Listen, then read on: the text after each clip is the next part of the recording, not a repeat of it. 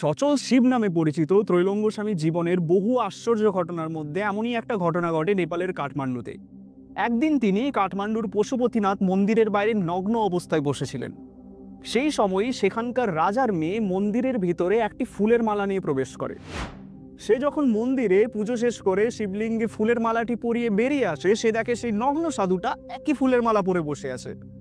সে যখন স্বামীর দিকে অদ্ভুতভাবে তাকিয়ে থাকে, তখন স্বামী বলে ওঠে, তোর তো আমাকেই বিয়ে করা উচিত।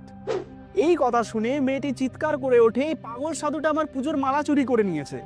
তার উত্তরে স্বামী তাকে ভিতরে দেখে আসতে বলে। সে যখন ভিতরে গিয়ে দেখে, সে অবাক হয়ে যায় যে তার মালা যে কে সেই শিবলিঙ্গে চড়ানো আছে। কিছু বুঝতে না পেরে মেয়েটি যখন বাইরে বেরিয়ে আসে, তখন স্বামী তাকে বলে, যা যা, তুই ভালো বর পাবি নে, আমি তোর পুজো স্বীকার করেছি। এভাবেই মেয়েটির মনের কথা স্বামী অবলীলায় জেনে গেলেন। মেয়েটি যখন হতভম্ব হয়ে বাড়ি ফিরে যায়, সে জানতে পারে সে যখন মন্দিরে গেছিল তার জন্য একটি ভালো সম্বন্ধ এসেছিল। এর থেকে আর বড় কি প্রমাণ হতে পারে যে স্বয়ং শিবই ত্রৈলঙ্গ স্বামী রূপে সারা ভারতবর্ষে বিচরণ করতেন।